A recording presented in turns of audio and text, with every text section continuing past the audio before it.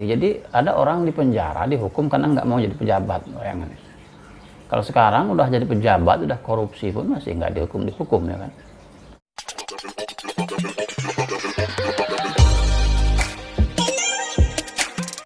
Assalamualaikum warahmatullahi wabarakatuh. Teman-teman, kita berjumpa lagi dalam Kopi Pagi. Pada episode kali ini saya akan membahas sebuah buku yang berjudul Biografi Imam Abu Hanifah, ditulis oleh Abdul Aziz Ash-Shinawi.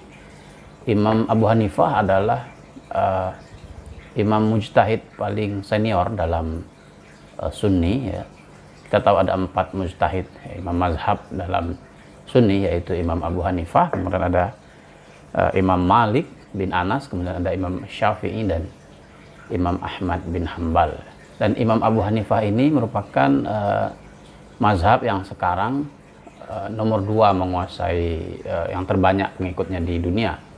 Ya, sekitar 35% dari seluruh umat Islam di dunia itu mengikuti mazhab Abu Hanifah ya.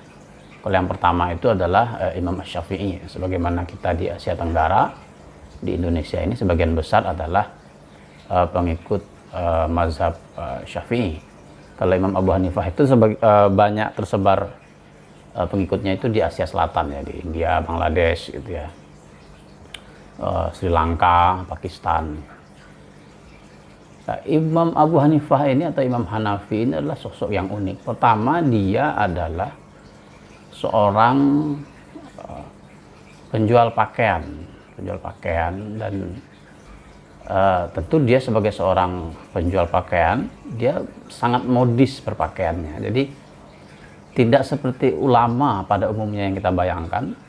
Ya, kalau bayangan kita, kalau ulama tentu dia pakaiannya memakai pakaian muslim gitu ya, pakai sorban. Tapi Imam Abu Hanifah sebagai pedagang baju, dia pakaiannya tuh neces. Jadi ya kalau kayak sekarang ini mungkin dia agak gaul pakaiannya ya. Tentu jarang ada ulama yang berpakaiannya bisa kita sebut gaul. Kemudian Imam Abu Hanifah juga memiliki profesi yang lain, yaitu kontraktor. Ada suatu kali ada tender membangun benteng Baghdad itu, maka Imam Abu Hanifah memenangi tender itu dan dia membangun tembok Baghdad. Tapi sekarang tembok itu sudah hancur ya. Baghdad itu kan kota yang hancur berkali-kali, dibangun berkali-kali dan kemudian hancur lagi. Di zaman ini barangkali menjadi kontraktor itu bagi sebagian orang sangat tidak agak negatif gitu ya, karena banyak kita mendengar kasus-kasus suap menyuap ya, walaupun tidak semua tapi sering kita dengar. Tapi Imam Abu Hanifah adalah seorang kontraktor, profesi yang barangkali untuk ulama sebesar beliau itu sangat agak-agak aneh gitu. Dan Imam Abu Hanifah ini termasuk anak muda, waktu dia masih kecil, masih remaja, itu tidak terlalu berminat belajar. Jadi masa remaja beliau tidak suka belajar, tapi beliau tinggal di Baghdad itu yang memang atmosfer keilmuannya tinggi. Baghdad itu kan kota yang sangat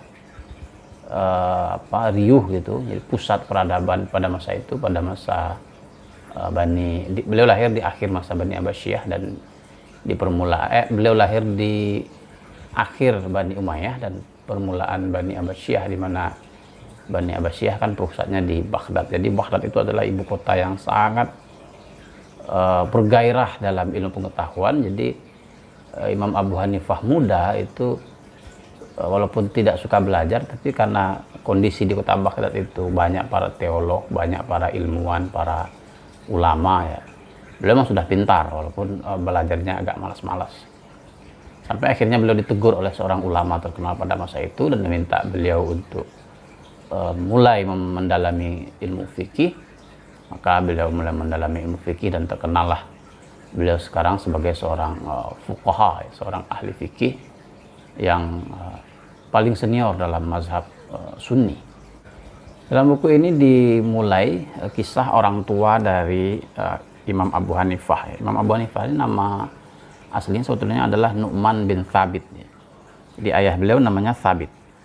Thabit ini sering kita dengar ceritanya mungkin di ceramah-ceramah ustadz-ustadz ya, di di surau-surau, di masjid-masjid atau ceramah-ceramah yang sering kita dengar, ada seorang pemuda bernama Sabit. Suatu hari Sabit ini berjalan di sebuah kebun, kemudian dia melihat ada apel yang jatuh, kebun apel ya, ada apel yang jatuh, kemudian dia khilaf ya, dia mengambil apel tersebut dan memakan. Setelah gigitan pertama itu dia baru sadar bahwa ini bukan punya dia, sehingga dia mencari orang yang ada di kebun itu dan minta maaf, minta direlakan apel yang sudah digigitnya itu. Tapi orang yang ada di kebun itu mengatakan, aku tidak bisa memaafkanmu, ini bukan kebunku, tapi kebun majikanku. Maka Sabit bertanya, di mana rumah majikanmu? Aku akan memintanya maafkanku. Perjalanan sehari semalam dari sini, kata orang yang bertugas di kebun itu. Nah, Sabit ini ya, agar dia bisa meminta ridho dari yang punya kebun, dia rela berjalan sehari semalam untuk bertemu dengan pemilik kebun. Kemudian setelah bertemu dengan pemilik kebun, dia minta maaf ya, minta ridho dari apa yang sudah dia makan. Tetapi pemilik kebun itu mengatakan, aku tidak akan memaafkanmu kecuali dengan satu syarat. Apa itu, kata Sabit? Kamu harus menikahi putriku. Itukah syaratnya, kata Sabit. Maka kata pemilik kebun itu, sebelum kamu menikah dengannya, aku akan memberitahukan ciri-cirinya agar nanti kamu tidak menuduhku telah menipumu. Anakku itu bisu, buta, tuli, lumpuh. Sabit bin Nu'man semakin bingung, bagaimana mungkin ia harus menikah dengan gadis yang buta, ya, bisu, tuli, dan lumpuh. Tapi karena dia tidak ingin ada yang tidak halal masuk ke dalam perutnya, ya, meskipun dia adalah seorang pemuda yang gagah, yang mungkin kalau dia mau menikah ya dia mau pilih wanita yang lebih cantik, pasti dia bisa. Tapi karena dia tidak ingin ada yang tidak halal masuk ke dalam perutnya, dia mengatakan ya, kemudian dia berkata, la haula wala quwata illa billah. Kemudian dia menerima syarat tersebut, menikah dengan gadis yang tidak dikenalnya, dan gadis itu menurut ciri-ciri yang disampaikan oleh ayahnya adalah buta, tuli, ya, lumpuh, dan bisu. Kemudian setelah ijab kabul, Sabit bersiap-siap menemui istrinya. Dia tak memikirkan keburukannya sedikit pun. Kemudian dia masuk kamar pengantin, tampaklah seorang gadis yang membelakanginya. Kemudian dia berkata, Assalamualaikum. Maka dijawab oleh gadis tersebut, Waalaikumsalam warahmatullahi wabarakatuh. Kagetlah Sabit. Tadi kan kata ayahnya dia bisu, ternyata dia bisa menjawab salam. Kemudian dia bertanya kepada istrinya itu, ayahmu telah memberitahuku bahwa kamu, terus dipotong oleh istrinya, aku jelek, bisu, buta, tuli, dan lumpuh, timpalnya meneruskan kata-kata Sabit. Gadis itu berdiri, dia tidak lumpuh. Kemudian dia mengulurkan tangannya kepada Sabit. Dia juga tidak buta. Tapi mengapa ayahmu mengatakan kamu buta, bisu, dan lumpuh? Ayahku telah berkata benar, kata perempuan itu. Aku buta karena aku tidak pernah melihat segala sesuatu yang diharamkan Allah. Aku bisu karena aku tidak pernah menggunjing, mengadu domba, dan berkata dusta, dan aku lumpuh lantaran kakiku hanya kupakai untuk mentaati Allah. Jadi ada dua anak manusia, yang satu laki-laki yang terjaga dari yang haram, kemudian istrinya juga terjaga, maka lahirlah seorang ulama besar yang sampai sekarang memiliki pengikut yang sangat besar di seluruh dunia, yaitu Imam Abu Hanifah. Jadi ini pelajaran pertamanya bagi kita tentu menginginkan anak kita menjadi anak-anak yang baik, maka tentu menjadi orang tua yang baik juga penting untuk kita jalani supaya memiliki anak-anak yang baik. Jangan kita kemudian menyuruh anak-anak kita sholat misalkan, tapi kitanya malah lalai dalam melaksanakan sholat. Jadi pelajaran pertama dari Imam Abu Hanifah ini adalah ya, agar anak-anak kita menjadi anak-anak yang baik, yang berguna. Ya, orang tua, kita sebagai orang tua juga tentu harus terlebih dahulu memperbaiki diri kita. Kemudian juga bagian kedua dari buku ini adalah tentang kondisi remajanya Imam Abu Hanifah Kota Baghdad pada masa itu adalah kota yang sangat riuh, banyak para intelektual yang berdiskusi di warung-warung, ya, di masjid-masjid. Semua aliran pemikiran ada di Baghdad. Ada Syiahnya ada, Sunninya ada, ya Mu'tazilahnya ada, Jabariyahnya ada. Semua aliran ada, sehingga perdebatan terjadi begitu begitu sengit, perdebatan terjadi di forum-forum yang ada di Baghdad itu. Dan Imam Abu Hanifah kecil, meskipun dia tidak suka belajar karena dia sibuk membantu orang tuanya berjualan pakaian, ya, tapi ya beliau mendengar setiap hari ada perdebatan-perdebatan, sehingga beliau tertarik dengan ilmu kalam, ilmu teologi. Jadi ilmu pertama yang dipelajari oleh Imam Abu Hanifah itu adalah ilmu teologi. Dia suka berdebat, jadi siapapun orang, ya, kalau dia anggap tidak setuju, dia berdebat. Memang ilmu kalam adalah ilmu yang penuh perdebatan gitu. Orang-orang yang suka berdebat itu biasanya kan mempelajari, ya, ilmu kalam.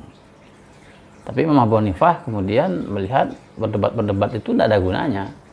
Akhirnya beliau sadar, beliau masuk menjadi belajar fikih dan kemudian menjadi fuqaha, ya, ahli fikih yang sangat terkenal. Pernah satu kali, katanya diceritakan dalam buku ini, ada seorang ulama yang sombong yang mengatakan tidak ada pertanyaan yang tidak bisa aku jawab, semua bisa aku jawab. Nah, Imam Abu Hanifah kecil iseng, ya, bertanya kepada ulama itu, wahai syekh, mungkin saya mau tanya, ya kamu mau nanya apa? Katanya, semua akan ku jawab. Itu waktu Nabi Sulaiman bertemu dengan semut, akan menginjak semut, kemudian semutnya masuk ke dalam lubang, itu pimpinan semutnya itu jantan atau betina, katanya. Kata Imam Abu Hanifah, ya. Wah, ulama ini kaget, wih, ini pertanyaan apa ini? Dia nggak bisa jawab, ya. Nah, ternyata ada pertanyaan yang tidak bisa dijawab oleh ulama itu. Kata Imam Abu Hanifah, semut itu betina. Oh, kamu tahu dari mana? Karena dalam Al-Quran, kata Imam Abu Hanifah, kata ganti untuk semut itu namlah, ya, pakai tamar butah. Jadi itu menunjukkan jenis kelamin betina, katanya. Itulah salah satu keisengan Imam Abu Hanifah, karena beliau belajar berdebat teologi, sehingga banyak sekali perdebatan-perdebatan yang dimenangkannya. Pernah satu kali ada orang ateis datang ke Baghdad, maka Imam Abu Hanifah yang diminta oleh khalifah, ya, untuk melawan ateis itu dalam berdebat, dan beliau memenangkan perdebatan itu. Kemudian setelah beliau menjadi seorang fuqaha, beliau tetap berdagang seperti biasa. Jadi sambil-sambil, ya, pagi mau berdagang, kemudian kalau ada proyek sebagai kontraktor dikerjakan, nanti sore malam menjadi ulama, membuka halaqah gitu, ya. Beliau juga sempat 6 tahun berada di Mekah dan Madinah, sempat bertemu dengan Imam Malik, ya, Malik bin Anas, kemudian kembali ke Baghdad. Setelah menjadi ulama besar, beliau ditawari jabatan qadi, hakim. Beliau ditawari hakim, tapi beliau menolak. Berkali-kali khalifah menawari Imam Abu Hanifah ini hakim, beliau tidak mau menjadi hakim karena selalu merasa dirinya tidak pantas. Ada orang yang lebih pantas menjadi hakim menurut Imam Abu Hanifah, sehingga berkali-kali khalifah minta Imam Abu Hanifah ini menjadi hakim, menjadi qadi gitu, ya, nggak mau. Padahal orang-orang di masa itu, ya masa sekarang juga barangkali sama, ya, kalau dikasih jabatan ya pasti mau lah, siapa yang nggak mau jabatan, kan. Bahkan sekarang nggak dapat cara yang halal, yang haram pun dijabanin asal dapat jabatan, ya kan. Di zaman Imam Abu Hanifah, beliau nggak mau, sampai khalifah itu merasa tersinggung, ya. Ini orang kok, padahal perintah khalifah itu kan harus dituruti, kan. Nggak ada orang yang berani mengatakan tidak kepada perintah khalifah. Nah, Abu Hanifah nggak mau menjadi qadi, menjadi hakim, sehingga khalifahnya tersinggung. Berdebatlah mereka itu. Kenapa kamu nggak mau jadi khalifah, menjadi qadi, kata khalifah. Kemudian kata Imam Abu Hanifah, ya saya nggak mampu. Wah, kamu bohong, kata khalifah. terus dibalas sama Imam Abu Hanifah. Ya apalagi kalau khalifah bilang saya bohong, ya lebih tidak pantas lah, saya kan bohong, masa saya menjadi qadhi. Orang pembohong tidak boleh jadi qadhi. Sampai puncak amarahnya khalifah itu Imam Abu Hanifah di penjara ya. Beliau di penjara, kemudian dicambuk gitu, disiksa di penjara. Setelah lama di penjara dikeluarkan lagi, disuruh lagi menjadi qadhi. Jadi ada orang di penjara dihukum karena nggak mau jadi pejabat, bayangkan. Kalau sekarang udah jadi pejabat, udah korupsi pun masih nggak dihukum ya kan. Kalau korupsi miliaran hukumannya setahun 2 tahun. Enak lah korupsi zaman sekarang. Zaman Imam Abu Hanifah bukannya korupsi, dikasih jabatan nggak mau, dihukum pula. Itulah Abu Hanifah, kemudian dijebloskan lagi ke penjara. Dan akhirnya karena sudah ditegur oleh para ulama, khalifah kemudian menjadikan Imam Abu Hanifah ini sebagai tahanan rumah. Kemudian khalifah memberi ganti rugi kepada Imam Abu Hanifah itu sebesar 30.000 dirham, itu kurang lebih ya 2 miliar lah ganti ruginya itu. Sehingga Imam Abu Hanifah tetap menjadi tahanan tapi di rumah, ya, tahanan kota lah, tidak boleh kemana-mana. Sampai kemudian Imam Abu Hanifah meninggal di tahun 1500 Hijriyah. Itu adalah tahun yang sama di mana Imam Syafi'i lahir. Jadi Imam Abu Hanifah itu lahirnya 80 Hijriah dan meninggal 150 Hijriah. Itulah kisah Imam Abu Hanifah yang bisa kita baca dalam buku ini. Ini adalah buku serial biografi Imam Mazhab, jadi ada 4 seri. Dan ini seri yang pertama berjudul Biografi Imam Abu Hanifah, Kehidupan, Sikap, dan Pendapatnya. Di sini juga disampaikan beberapa pendapat-pendapat Imam Abu Hanifah ya, saya nanti bisa dibaca. Imam Abu Hanifah ini kan terkenal dengan mazhab ra'yunya. Jadi dia tidak hanya berdasarkan kepada hadis, Al-Quran dan hadis, tapi juga menggunakan logika-logika karena beliau adalah mantan seorang teolog ya, ahli teologi. Maka beliau menggunakan banyak sekali logika untuk memahami ajaran-ajaran Al-Quran dan hadis itu, karena tinggal beliau kan sudah jauh dari Madinah, jadi kadang-kadang tidak terdapat hadis yang bisa menjelaskan satu perkara, maka beliau menggunakan logika-logika, misalkan qiyas dan lain-lain. Ini nanti bisa dibaca dalam buku ini. Inilah buku biografi Imam Abu Hanifah. Selamat membaca dan kita akan bertemu lagi pada Kopi Pagi episode berikutnya. Assalamualaikum warahmatullahi wabarakatuh. Alright, alright, alright. Okay, okay, okay.